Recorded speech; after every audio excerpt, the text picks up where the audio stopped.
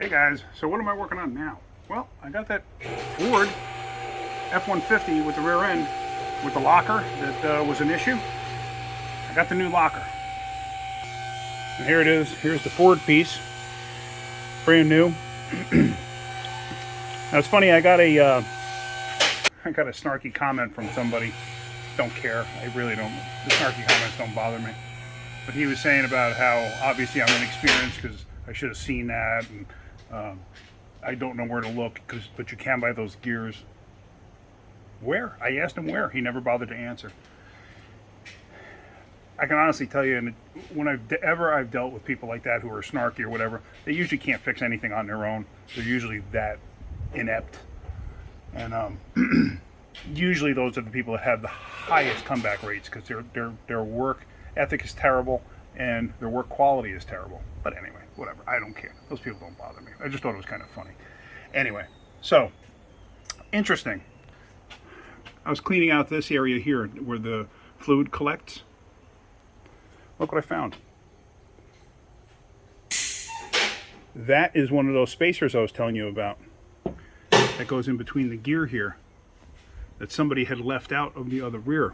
They had done something, I don't know what they did, but they took it apart and they left the shims out, and that's what destroyed it, was leaving that out. There was only one in there. I can't find anything else in there. But, okay, so now we're going to take this thing apart. Before you take anything like this apart, how do you know what side these caps go on? These are specific to each side. They're machined to each side. How do you know where it goes? It doesn't have any specific marking on this one. You mark it yourself. Usually I take a chisel and I put a single mark, double mark, double mark. So let's do that before we start taking stuff apart.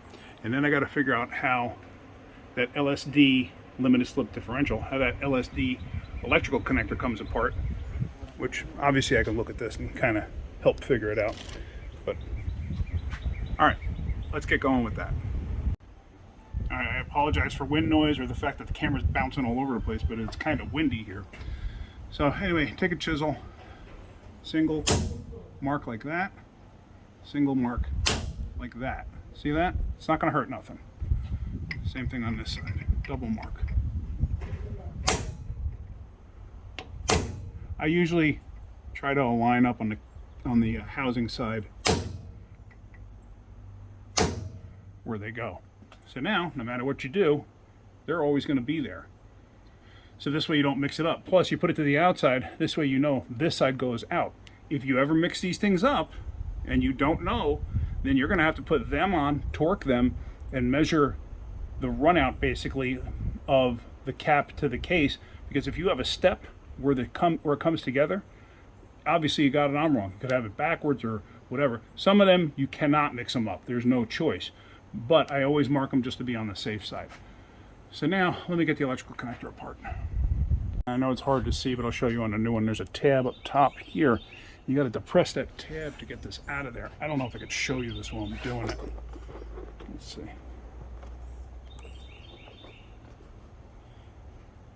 Probably can't. Because I got a funny feeling I'm going to have to go with a little screwdriver in there to get that thing out. All right, let me get that thing out. If you don't know the torque specs too, when you go to take the cap bolts out, measure them. These are critical. You have to torque these. Otherwise you're going to burn up bearings and distort the case and everything else.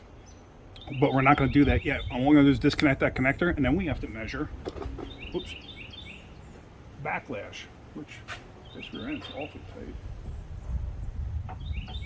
You hear that noise? That's backlash. I want to see what actual spec is too. And the reason it's very important on this is because the gear pattern's already worn in it. If you change that backlash, you're going to change the wear, and it actually could start prematurely wearing really bad. Now to measure backlash, you're going to need these tools. Dial indicator right there, it measures thousandths of an inch, and something to hold it in place, a fixture. These are some adapters, different adapters to do different things. Years ago I dropped the actual dial indicator on this and busted it to all holy goodness. Not goodness. Was not happy. Never actually replaced it though. This one's been working fine. Don't use it all that often, maybe once every couple of years right now. But I used to use it like almost on a weekly basis there for a while, like I said, when I was rebuilding Ford 8.8 rear ends. So let me get this thing hooked up and I'll show you how it works. Alright, so we got it set up like this. Everything's locked in place for this. Obviously, if you're moving this, it's going to bounce around, but see, it'll go back to its happy spot. So now we're going to set this, or actually, you know what we should do is we should see which way the swing is. Okay, so 0's over here. We're going to get 0 in about that position. Right there.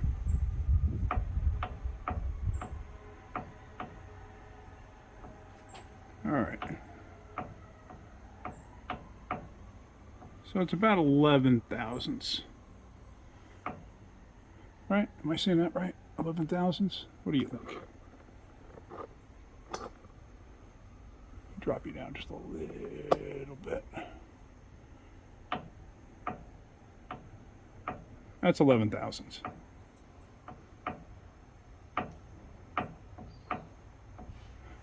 For sake of argument, that's 11 thousandths. Okay, so now when we set this thing back up, we have to make sure we have 11 thousandths clearance. The reason being, like I said, is the ring gear is already has a groove pattern in it or a wear pattern to the pinion gear. So you want to make sure you have it in the same spot. If you have a different backlash, you're in a different spot.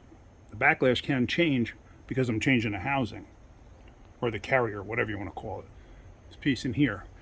So next step is we're going to take the gauges off, or the gauge off. Now here it is, just it's a simple setup. You know this is a good kit because they actually use vice grips. Locking pliers, I should say, sorry. So now we're going to just take this off of here and we're going to put this to the side. I'm going to try to leave it just the way it is. Now if I don't think I'm going to remember 11 thousandths, what I'll actually do is I'll write it on the inside of the lid of the dial indicator case. This way I have it and I'll just wipe it off with brake clean later on. So I know 11 thousandths, I should be able to remember that, even though my mind is going because I'm getting old. Alright, so we're going to take the bolts out for the caps. Like I said, the torque is crucial on these, critical. So I'm not even going to show you any other way of doing this except the right way. That gear oil stinks. Alright. So now this comes off. I always set it to the side and I try to set it down in an order so it reflects the way it came out. So now we're going to go take the other side off, but I want to show you something real quick. If you look here, oops, here, that's a shim or a spacer that goes in there. That's what helps control or create the depth change for the ring gear to the pinion gear. There's one on this side too. You want to keep those in the proper orientation too. So what I'm going to do now is I'm going to put a mark on that one. You got to be careful. These things can actually shatter. I've seen it happen. I think I might have actually done that once years ago. I don't recall if it was me though. Whatever. I'm going to put one mark on that, and then I'm going to put 2 marks on this one. You can actually see this one sticking out just slightly right there. Okay. And one thing too is you want to have a pry bar ready also, because most of the times you got to pry these things out. That sets the preload too on the bearings. Each one is different left to right. So let me we'll mark on this. You can see that one. There we go. I can see that now. Now I am going to be replacing these bearings also because there's the right spot, yeah. Because usually you destroy them trying to take them off. I don't have the correct Ford tool to take them off. The correct Ford tool that will actually take the bearing off can usually do it without ruining it. I am not lucky enough to have that tool. Yeah, it's going to take some effort to get out. I just wanted to be mindful that it wasn't going to just come out and then all of a sudden this thing land on the floor. So I don't want to take a chance of damaging the ring gear. Plus you have bearings, you have the bearing races and those collars or spacers or shims, whatever you want to call them. You have those to worry about too. So now I'm going to put a double mark on this one. Even though I have one mark on the other side, I mean, obviously it should kind of speak for itself as to which one this one is, but just in case for some reason I don't see the mark.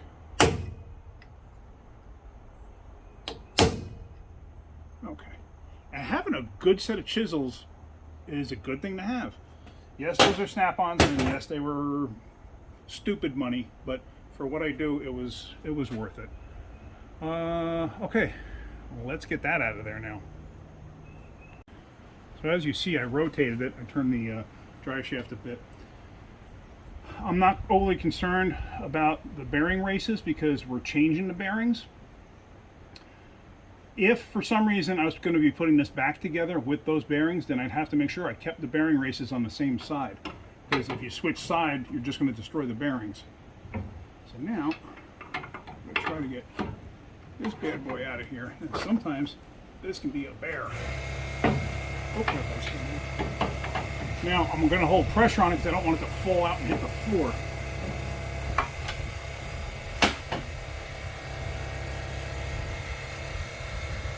Sometimes this is where I wish I had a helper, but I don't.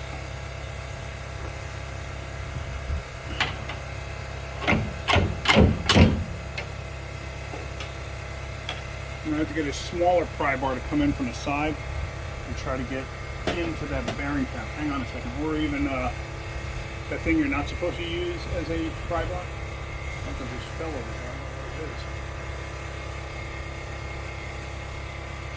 I don't know what that is. Oh, it's silicone. It's shoved up there because somebody put so much silicone on it. All right, come on.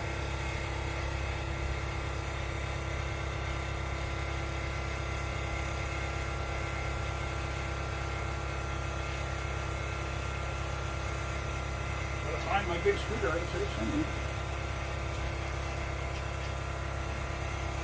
Hang on, let me. Oh, here it is.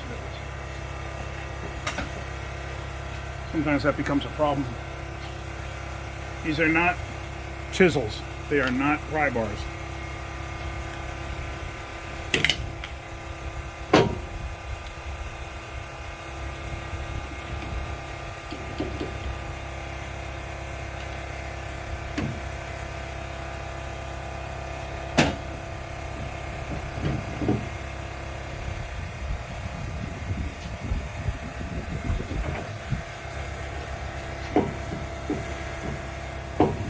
Why this is fighting me so bad, but it is. It's absolutely fighting me. All right, why are you fighting me so much?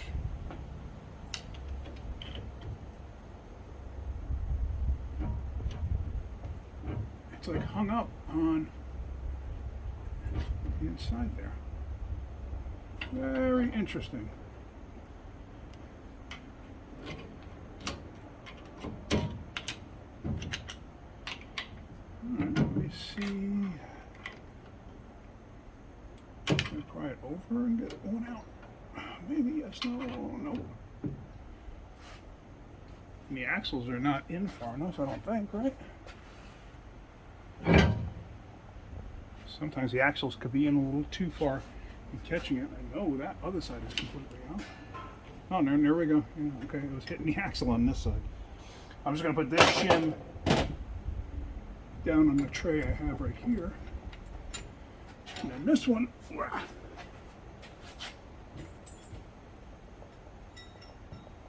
I'll put over here. All right. So now, give me a minute. I got to clean up a little bit. I got this oil all over myself. So what I'm going to do with this now is I'm going to spray it out again, with brake clean, clean out any remaining junk that might be in there, just to be on the safe side. Then we have to take this ring gear off of here. If you notice on the carrier, it's got these tabs here. This one has them too. What they're for is they catch the case right up there and down there. Because what it does is it holds that locking mechanism in place. So if it didn't, the wiring would get ripped right out. So let me, oh, you got to be careful too. When you take a ring gear off, many times, not all the time, but many times, probably 50-50, these things have left-hand threads. So it's something you got to be mindful of.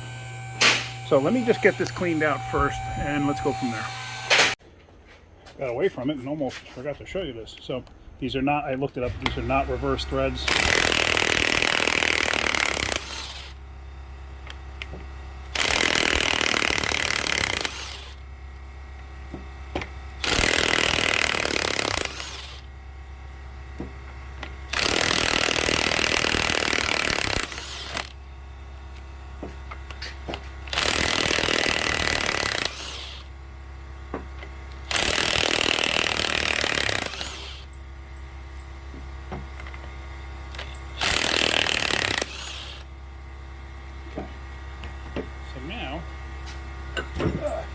Still?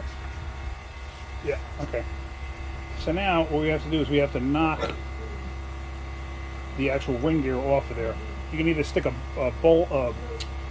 punch inside and hit the ring gear, but you want to try to do it evenly too. I'm going to try first hitting this thing with a brass hammer and see if it comes off that way.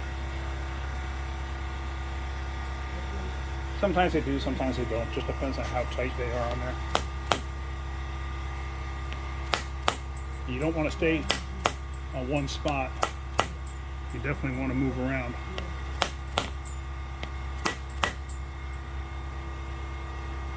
It looks like it actually cracked free.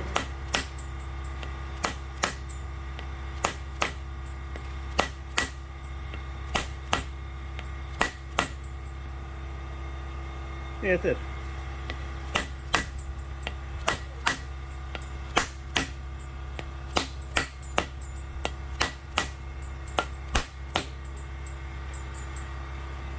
Still see that, right? That's cracking free.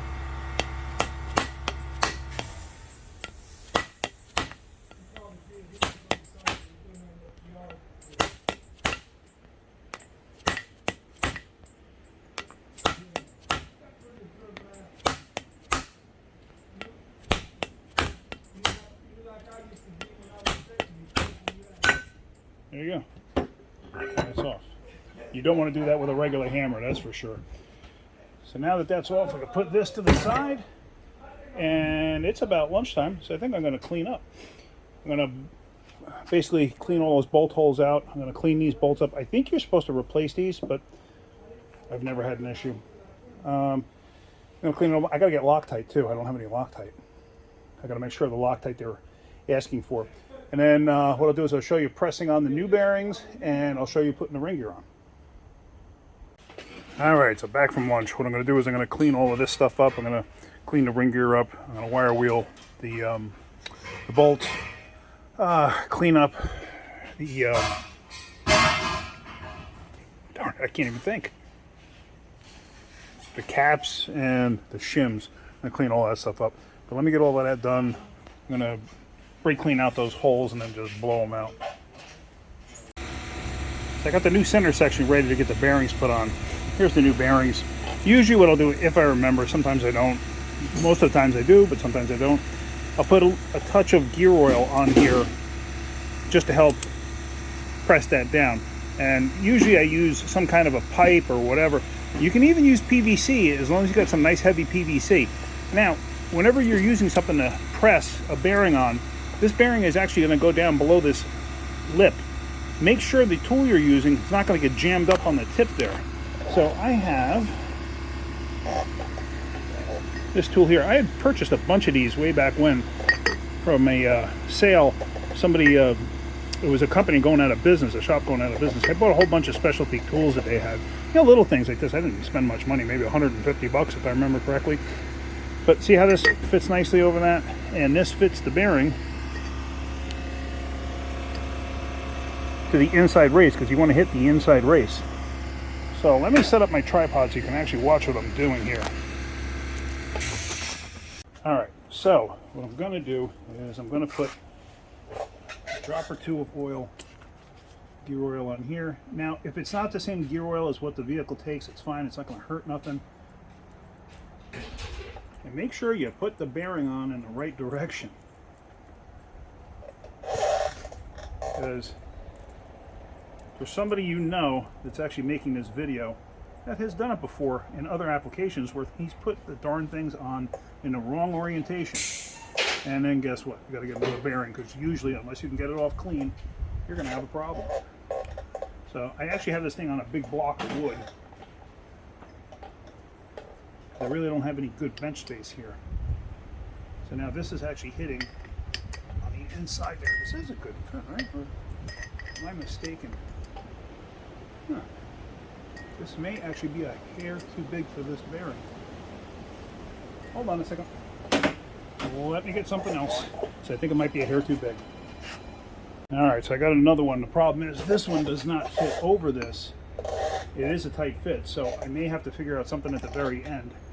But it definitely fits this much better, which I hadn't looked at initially. What I did with the other driver is I just checked it to this side. And this side is, since it's a tapered bearing, this side's larger than this side. So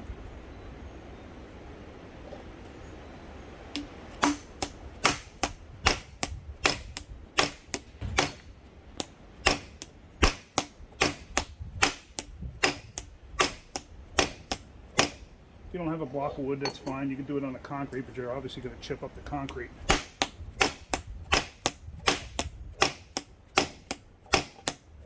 This hammer really isn't heavy enough for this. Let me go get my other hammer. Hang on. Pause, please. All right, let's try that again. Here's my snap-on dead blow. I don't know how many ounce this is. It's a 32 ounce. Now, these things are stupid money. They really are. However,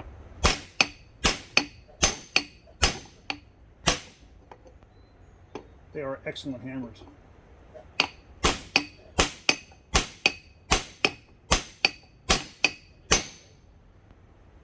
And I'm coming down on that. So, since it's actually hitting the shoulder of this, I'm going to lean this slightly. What I did was I basically leaned it this way when I hit it in that last shot. And now you want to look. I don't know if you could see in here. Can you? In here, it is mated up, so I'm fine with that. So now we're going to flip it over and do the other side. So now, same thing.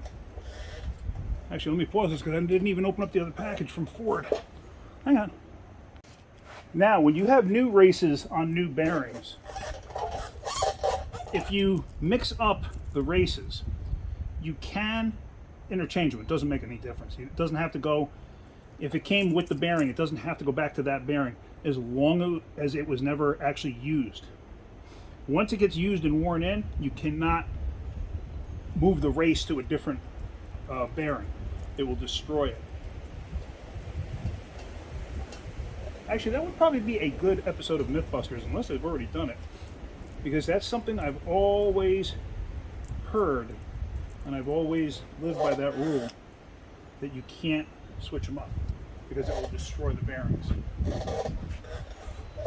because they have a wear pattern already set in them. Hammer, what else? Anyway, I started to say these hammers are a ridiculous amount of money. However, they are excellent hammers. Technically, I've had this hammer since 1990, and it's 2023 now, so 33 years. And yes, I've broken it, and Snap-on has replaced it. I think this hammer is $200 nowadays. Yeah, it's a ridiculous amount of money. It's an awesome hammer, though. I will say that. It's dead blow. It's a good hammer.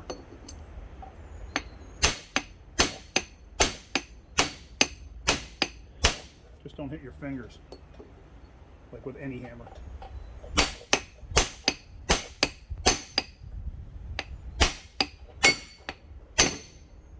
And there you heard how the tone changed. It should mean that we're bottomed out. And usually what I do is I look at where the bearing, where the inner race is making contact to the case itself. So I want to make sure I don't see any daylight in between, or the possibility of any daylight. It's bottomed out. I mean, if I even thought there might be an issue, I would try the smallest feeler gauge I had to see if it would, fit through. I don't even have a concern or a question about that on this one. So, all right. So now, let's get on to ring gear installation. Now, I'm not exactly sure the reasoning, but Ford wants you to put this green Loctite on there. I mean, this isn't Loctite per se, but this is the equivalent of this, I think it was 638 that they wanted. Now, the one thing too is when you go to put this on there, they want you to use a press, and they have like a special thing for a press to press the two together. Well, the problem there too is with the bolts in here, obviously you got a bunch of them, so you have no wiggle room. On here, there is almost no play to that bolt hole. So it's like, how do you ensure that you're getting this thing on right? Well, what I'm going to do is, I did find a bolt, a longer bolt. This is from a puller kit that I have, or it's actually from an old kit that I have, and it's the only bolt like this that I have, and it happens to be the right size. So what I'm going to do is, I'm going to get that close on that center section there, and I'm going to tap this thing in place till I can catch these bolts. But let me put that Loctite on there first. I really don't fully understand the reasoning behind it, but it was on there when I first started, and here's remnants of it. This was actually stuck inside here, but this is remnants of that green Loctite. So they want it on there, I'm going to put it back on there.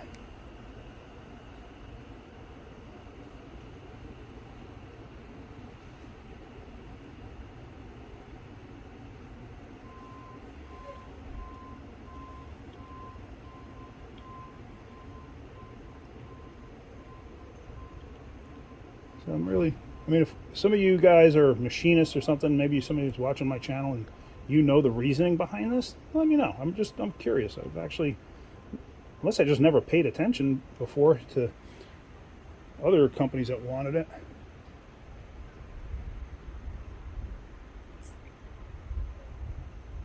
But I don't ever recall having to do this before. Like I said, they want it, I'll put it on there. All right, let me back up here a bit. And let's see if this actually goes according to plan. Because as you know, a lot of times things do not go according to plan. So now, with that there,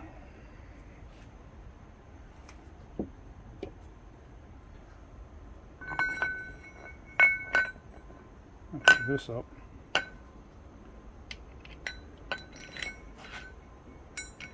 At least if I can align one bolt hole, I should be able to get the others caught and centered, no problem. Yeah, you would think. Alright, so now, I can't do it here. I'm going to have to do it on that block of wood. Like I said, I really don't have any good bench space here. That's the biggest downfall of this shop. Well, besides it's a rather messy shop, but I have no control over that. So now, I'm going to tap that down with a plastic hammer and see if I can't get it to go in place. Because I'm really not sure that fixture that they want you to use is a little hokey. Now, actually, I'm curious. I didn't even think about it. Let me just see something here. How far away is that?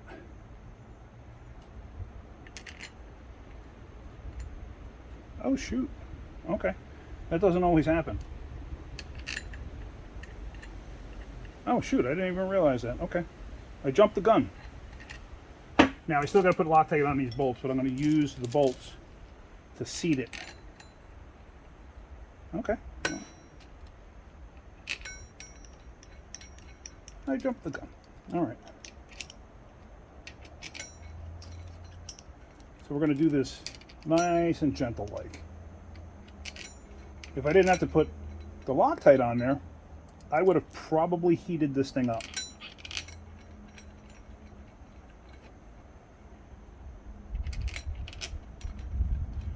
I don't have a freezer to stick this center section in. If I did, I would have done that too.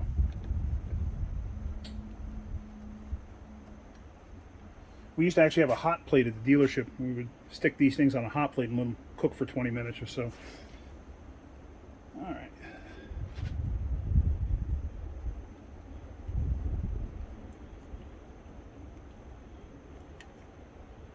So now I'm going to zip these down with a gun.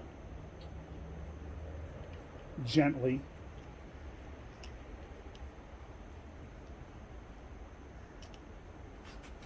Let's take a look.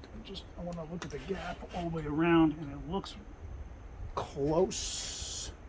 It looks like this side's a little bit further away than this side, so we're going to start on this side, and we're just going to do a crisscross pattern. All right, hang on a second. And again, I started without turning the camera on. I'm going to go every 2, I think, right? 2. No, every 2 is going to give me, it's going to return with 3.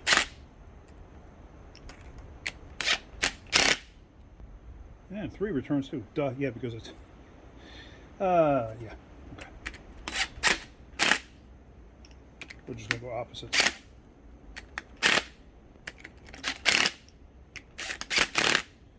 And then,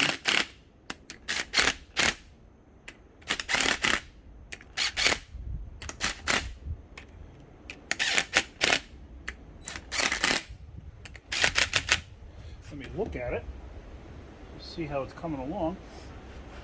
It still seems like this side is a little further down, so.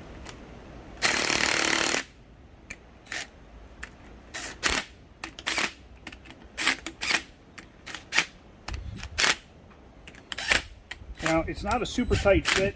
If it was, I would not recommend doing this. I would recommend putting it in a press, but it's not a super tight fit. So I'm not that concerned about it, because if it was a super tight fit, you could actually distort the ring gear.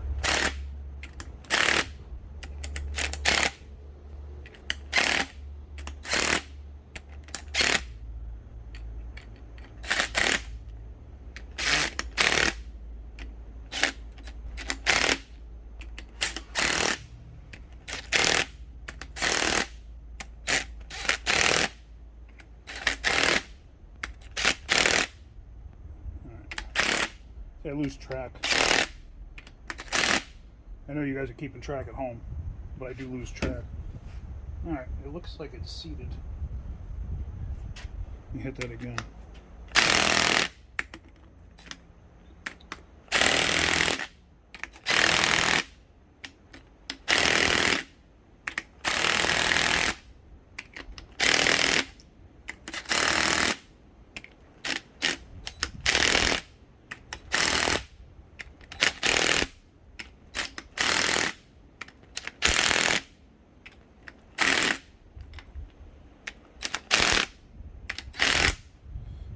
That is definitely fully seated.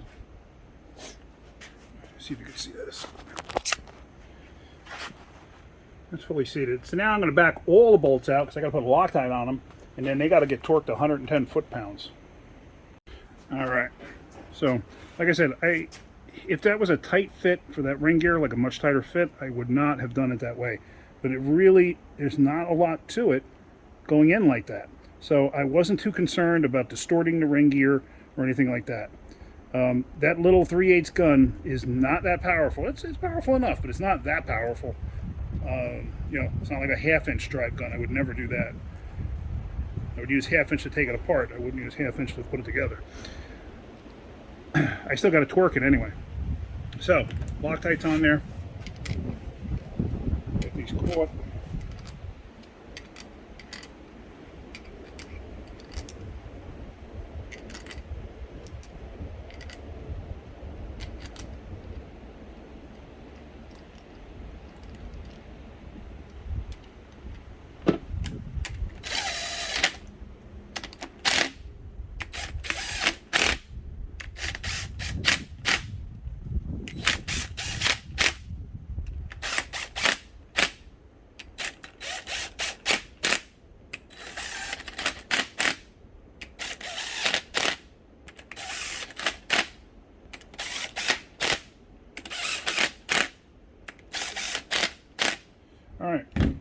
So now that's in place. Okay, how do you torque those? Stick a torque wrench on this. This whole thing's going to flop all over the place. Well, one of two ways. You could stick it in a vise and have this end in the vise, you know, with the jaws here, which I could probably do that. I got to take those spider gears and axle gears, pinion gears, whatever you want to call them. Take that stuff out. This way you don't possibly damage one from the vise.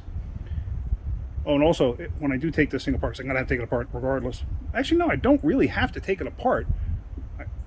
I got to take the pin out only because I got to put the axles in and put the C-clips back on. So, the other way is, take this assembly and stick it back in there. Once it's back in there, I can hold the drive shaft and I could torque those bolts. Or I can hold it somehow and torque the bolts. So I think that's the way I'm going to go. I'm going to try that. Let's see. I did clean off that cap. I did not clean off that cap, and I got to clean off the shim for that side, or spacer, whatever you want to call it. So let me get that done, and then let's get this up and in place. Now, going in place, I will put a drop of gear oil on the bearings. When it's assembled and I clean it out with brake clean, I usually don't care. I usually won't bother putting anything on it, because as soon as you fill it, yeah, it's going to get stuff on it. But these are completely dry, fresh, brand new bearings. So to help with the ease of installation, mostly, that's why I put on some oil. If we were setting this up for the first time, you need oil, because you got to set the pinion preload. So when you set pinion preload, you have to be able to rotate it. If you don't have any oil on it, the preload numbers are going to be really high. So that's another reason for oiling it. And then you have to put in the carrier here with those bearings to measure the total turning torque. So, yeah. And the total turning torque is the preload of those bearings and the preload of these bearings. So, all right, let's get that stuff cleaned up and let's put this back together. So there, put the shims in place. The shims are up against the outer part of the casing there. Put a liberal amount of transmission assembly lube to the outside of it, so this way the shim will stick in place. And I did that on both sides, and I put a little blade amount on this side because the bearings had to slide in. I also shot some gear oil down over top the pinion. This way, maybe get a little oil on the pinion in case I got to rotate it for some reason. All right, let's try putting this unit in.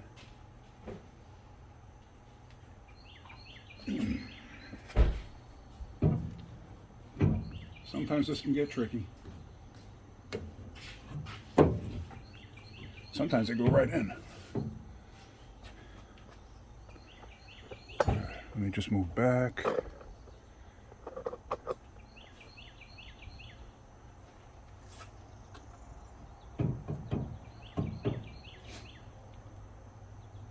Sometimes this can really be a pain.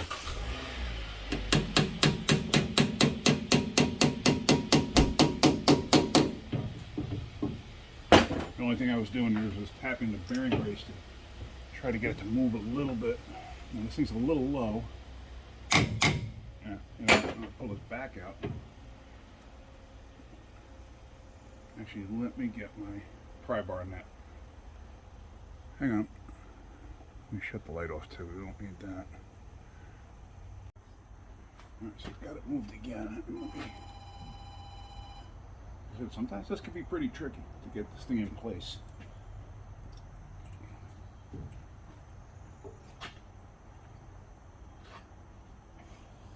Let me get my plastic hammer.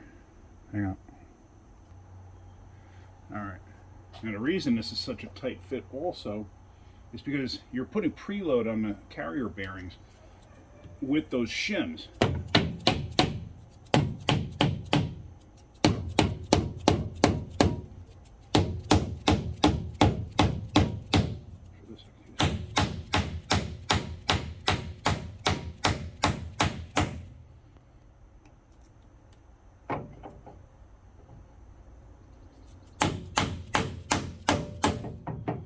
And you want to keep moving it a little bit. As you saw, I slightly bound up the gear.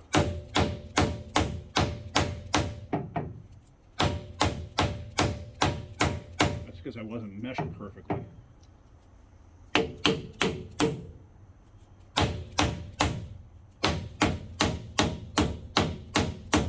Well, you get the idea. I'm going to keep doing this till it's set in place. I'm not going to have you watch the entire thing, but that's what I'm going to do till it's set in place. Now, one thing that's a little hard to see, the shim is sticking out because you don't want to directly hit on the bearing race if you can all avoid it. On this side too, you know, it's just sticking out. I know you probably can't see it because of the angle of the camera. But now that it's getting closer,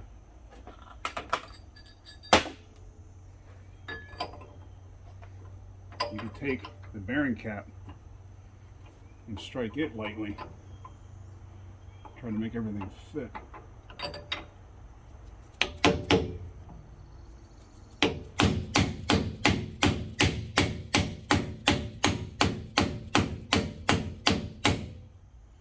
This way you have a nice even splay on the bearing race. Same on this side. And on this side you have the added beauty of this LSD connection. Limited slip differential.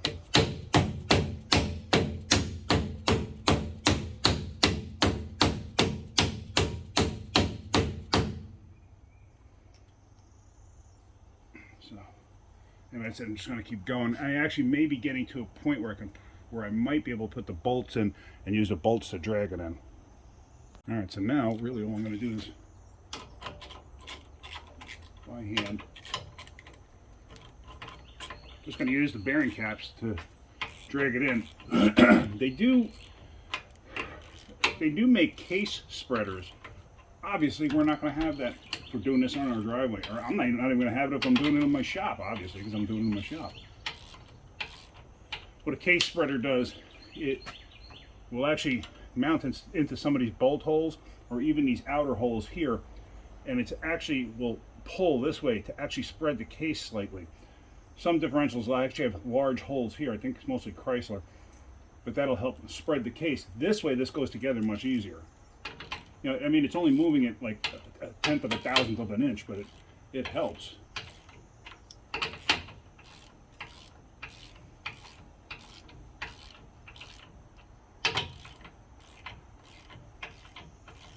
Now that side had gone in a bit easier, and I'm afraid I was, you know, cocking it slightly. I didn't want to do that.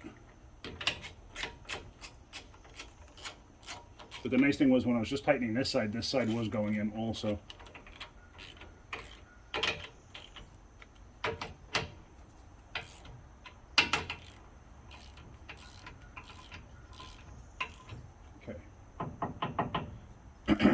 So now I'm going to take the caps back off because I just want to investigate. Because I still got to torque them and everything else. Alright, let me pull those off. And when you're doing this, tightening these up, make sure you use the right cap on the right side. Alright, so there you go. You can see what it looks like. Everything's in place. I can feel a minor amount of backlash, which is perfect. This is just for shipping, this clip. Because what they do is they actually put this clip through, I think, a retaining screw that's on the side here for that LSD electronic portion. Basically, I got to hook that up. So let me get the caps back in. If I didn't mention it before too, the bolts, I did put gear oil on the bolts like a drop. This way, it helps it go in, because this way you get a proper torque reading too. I think you're supposed to install them dry, but if you have cleaned everything out, just in case you got debris in there and you're not using new bolts, sometimes you can wind up with a slightly off reading. So I always put just a touch of lube on there, you know, a little bit of gear oil. It does affect the reading slightly, but it's not going to be out of control. So it's the way I've done it for years. If you've done it differently, so be it. You know, anyway. So let me get this all together. All right, so the bearing cap bolts call for 77. So what I'm going to do, anytime I'm under 100 foot-pounds, I usually will break the torque down in half, roughly. So I'm actually going to go 40 on these first.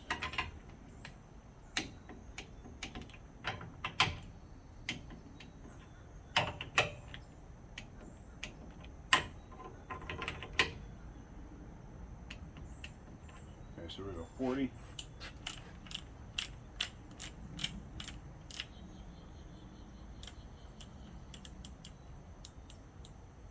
And 77.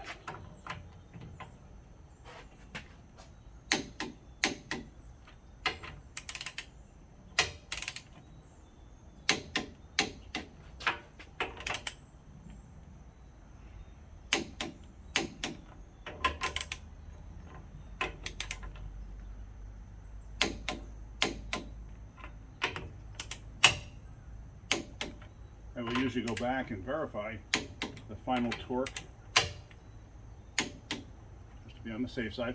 I've actually seen people put a torque wrench on something and after you get the click, they go more. It's like, what are you doing? Oh, I'm torquing it. No, you're not. You're exceeding the torque. I've actually seen it more than once, which is amazing. When you're done using your torque wrench, return it to 0. I'm not exactly certain how a torque wrench works. I was never that really concerned. But they tell you to put it back to 0 because it saves it, because otherwise it goes out of calibration if you leave it too long sitting set to a torque spec. Okay, so I got some backlash. I still got to measure it. But all in all, I mean, that wasn't terrible. You know? So there you see the wire for the LSD. And there's our spider gears. Obviously, we got to take the pin out to put the axles in so we can get the C-clips in. But yeah, let's measure backlash. So let's see that we're in the same arena that we were before. All right, so let's see where we're at. Right about 13, 14. So there's actually no gear oil on it either. Gear oil will actually take up a little bit of slap. Not much, maybe a 0.5 thousandth. But it's close enough. It's close enough. Of course, honestly, you would want it back to exactly the same way. You really don't want it any tighter, that's for sure. But a little bit back from that. I mean, it's within it's in the ballpark. You know, I'm sure somebody's going to say, "Oh, you got to get it exact." Yeah. Well, the problem is, since I changed the carrier, slight machining differences from one to another. So that's the reason for it. I did measure in 4 spots around the ring gear, and that's actually the sloppiest spot. It's off slightly, like between 1,000th in different spots, which is perfectly okay, because you do have a certain amount of run out between the ring gear and the face of that carrier. Let's see. If this was a Chrysler rear with the adjustable collars, then I could get it exact. These, I'd have to take it back apart, put a shim in there to take up for it, and these are special shims, which I'd have to order them, and it would probably take 3, 4, or 5 days to get one. They sell shim packs, but there again, I'd have to order it. I don't have them. That's close enough where I'm not worried about it. It's not going to change anything. It's not going to make any noise. Like I said, you definitely don't want it tighter, but that's a touch looser. It's fine. Nobody will ever notice it. It won't change up anything. So from this point forward, I got to put the axles in and basically assemble it. So let me just show you putting the C-clips back in it, and then I'll put the rest of it back together. No need to show you putting the brakes and everything else back on. It's kind of redundant at this point. So we pull the pin bolt out. What I'm going to actually do is rotate this a little bit. And then a little bit more.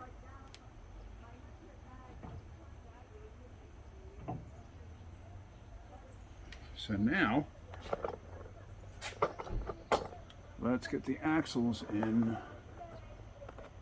I was trying to get this to a spot where you could see it.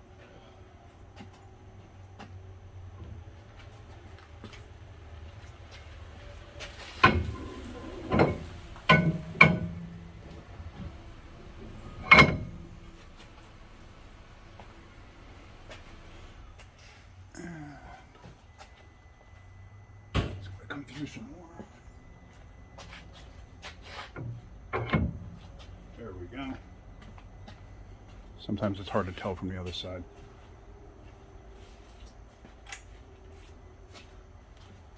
So now you put the C-clip in place. Oh, remember I mentioned on another video some of these have O-rings? Let's see if you can see this. If you look really close. See that? There's an O-ring in the groove where the C-clip fits. And that's just to help hold it in place. So now once that's in place, what you're going to do is pull the axle out like that. Well, let me do the other side and then we'll get the pin in. So now we put the big pin in. And sometimes if you have, and when you're replacing stuff, if you have new stuff, sometimes it's difficult to get this in between the axles because sometimes it is a tight fit. There we go. All right, so let's tighten that up and let's button this whole thing up and let's go for a road test. Now, one quick thing. If you don't have a small enough torque wrench to tighten this up, this pin bolt, you don't have to go bananas tightening it. Like, that's more than tight enough. Just wanted to show you that. One thing I've mentioned in the past is the cover bolt holes. Clean them out, especially if the cover's been off before. Now, why? Because if you have extra silicone in there, and you try to put a bolt like this in there, see this? See the silicone all over the tip that's already dried on there? I'm going to clean these up on a wire wheel. But what happens is you put so much silicone in there, it actually bottoms out. Oops, sorry. It actually bottoms out in there, and that extra silicone can actually act like hydraulics. And I've seen it crack the case, the cast iron case, from tightening the bolt up. It can happen. So just be mindful of that. Oops. So I got the bolts cleaned off. I got the cover with a little bit of silicone. You don't have to put an entire tube of silicone on these things. I've seen people do that. It's just absolutely ridiculous. Try to line the holes up as close as you can when you're putting it together. Now, what I want to show you too is, get this caught and I'll explain it. Just from naturally putting the cover on. See, now that silicone's going to wind up in the hole. See that? See that? You can't avoid it. It winds up in the hole. So that's why I tell you to clean the old silicone out. All right, so now too, make sure you put, if you have specialty bolts like these, make sure you put them in the right spot. Now when you tighten it, you don't have to go bananas. I actually really like this gun. It's not the most powerful out there, but it's powerful enough, trust me. If I had to go beyond the power that this gun has, then I just use, the 1/2-inch drive. So now if you look real close, you could see the squish from the silicone? See how nice that is? You don't want big globs of it hanging out. You don't want like it dripping out. There's no reason for that. If you have like big globs of it coming out on this side, you have the same thing going inside. So why do that? There's no reason for it. All right, let me put the brakes back on. Let's fill it with fluid and then let's road test it. Differential full of fluid. When you put the drain plug, or the fill plug back in rather, when you put it back in, you feel it come to a stop. You don't have to tighten these things out till they're flush with the case. You kind of feel it come to a stop, like right there. Like it took no effort. Back up a little bit. Let me actually move this a little bit. It literally took no effort to get to this point. So now I'm at that point. Just go, like maybe 1/8 of a turn. That's fine. That's all you got to do. Clean off the drip. You're done. Now that everything's all together, double check your work. Make sure you don't have any leaks. It's full of fluid. It's been sitting here for a good 20 minutes. If it was going to have a leak, I would see it, especially from the fill level, which is about here down. After I drive it, I'm going to take another peek, just make sure I got nothing leaking up top. But everything should be fine. You see I put the wiring back where it's supposed to be. Remember, it was never in place before. Yeah, so that's it. Let me go take this thing for a ride. So we're up on the road. We're getting up on the highway here.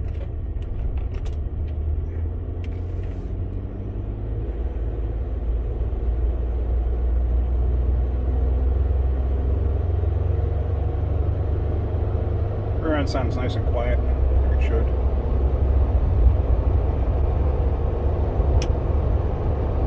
Very happy with this. This is good.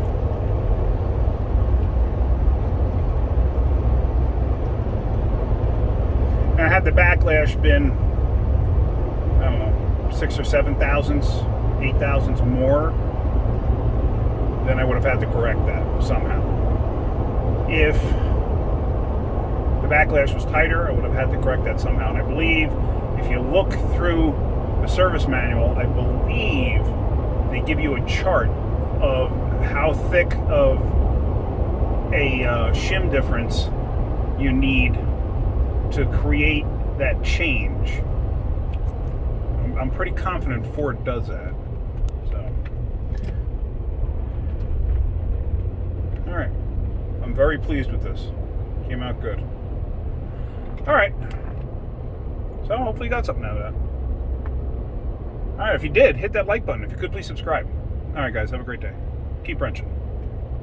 One thing I did want to mention is, even if I didn't change that carrier, if I had just changed the bearings, if you're going, like maybe the bearings that were in there were replacement bearings, who knows? Because somebody obviously had the thing apart at one point.